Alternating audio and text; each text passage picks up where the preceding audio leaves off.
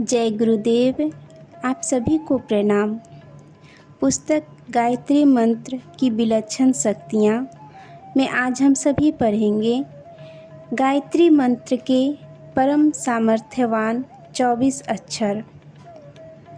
गायत्री महिमा में जिन 24 अक्षरों को प्रयोग किया गया है उनमें मंत्र शास्त्र की शब्द विज्ञान की रहस्यमय प्रक्रिया प्रयुक्त हुई है।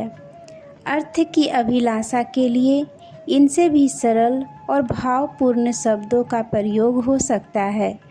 4 वेदों में लगभग 70 मंत्र ऐसे हैं जो गायत्री मंत्र में दी गई शिक्षा और प्रेरणा को प्रस्तुत करते हैं, पर उनका महत्व गायत्री जैसा नहीं माना जाता। जब इस महामंत्र की गरिमा में उसमें प्रयुक्त हुए क्रम का असाधारण महत्व है। सितार के तारों को अमुक क्रम से बजाने पर उनमें से अमुक राग की झंकृति निकलती है। यदि उंगली फिराने का क्रम बदल दिया जाए तो दूसरी ध्वनि एवं रागिनी निकलने लगेगी। तारों पर हाथ रखने का क्रम, दबाव एवं उतार चढ़ाव का परिवर्तन उस एक ही सितार यंत्र में से अगणित प्रकार की राग ध्वनियाँ प्रस्तुत करता है।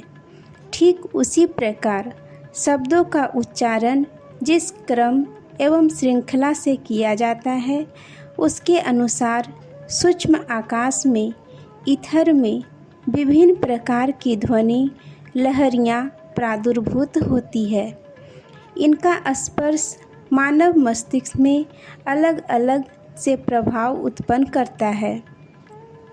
शब्दों का सामान्य प्रभाव उनके अर्थों के आधार पर मस्तिष्क ग्रहण करता है, पर सूक्ष्म मस्तिष्क पर शब्दों का अर्थ का नहीं, उनके द्वारा उत्पन्न हुई स्पंदन स्फुरनाओं का प्रभाव पड़ता है।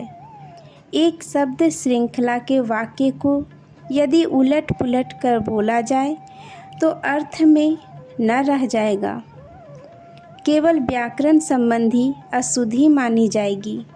किंतु इस सामान्य सी उलट पुलट से सूक्ष्म आकाश में स्पंदन क्रम बहुत बदल जाएगा और उसके रहस्यमय प्रभाव में भारी अंतर रहेगा।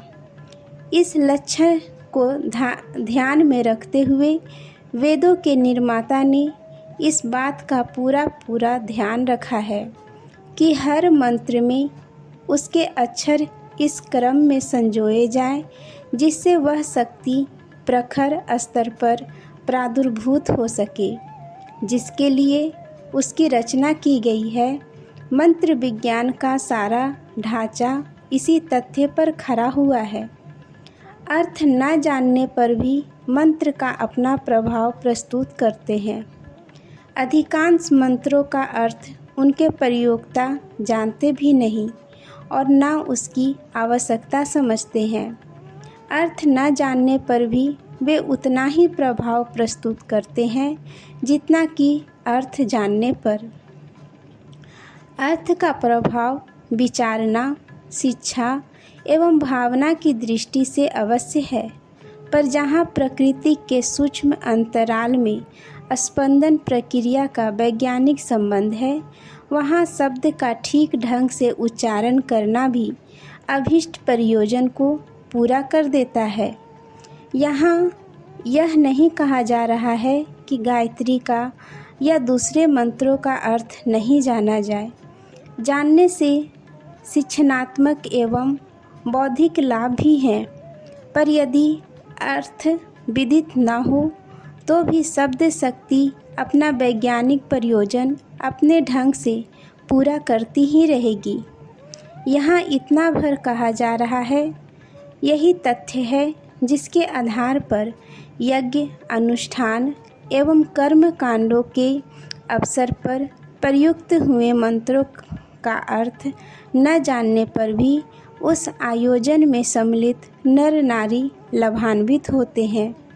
वेद परायण यज्ञों में कितने लोग सब मंत्रों का अर्थ समझते हैं, अर्थ न जानने पर भी आयोजनों में सम्मिलित भरपूर लाभ उठाते हैं। गायत्री महामंत्र के प्रयुक्त हुए 24 अक्षर जब उच्चारित किए जाते हैं तो सर्वप्रथम मुख के विभिन्न अवयव दंत, ओष्ठ, जिह्वा, कंठ, तालु आदि का परिचालन होता है। इन शब्दोच्चारण के मूल स्थलों की गतिविधियाँ शरीर में विभिन्न स्थानों पर अवस्थित शक्ति केंद्रों पर प्रभाव डालती है और उसे प्रसुप्त स्थिति से जागृत में परिणत कर देती है।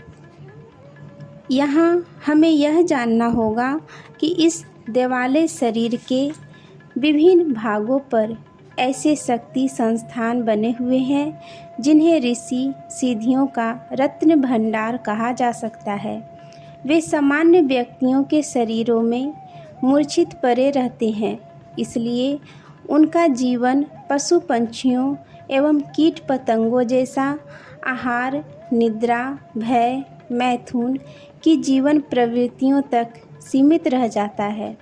किंतु यदि कहीं उन मूर्छित शक्ति स्रोतों को किसी प्रकार जगाया जा सके तो सामान्य सा दिखने वाला शरीर भी देखते देखते महापुरुष, सिद्ध पुरुष एवं देव भूमिका में विचरण करने वाला बन सकता है।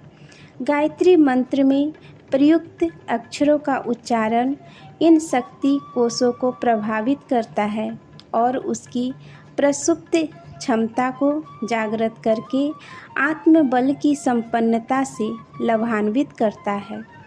आज के लिए यहीं तक। आप सभी को धन्यवाद। जय माँ गायत्री।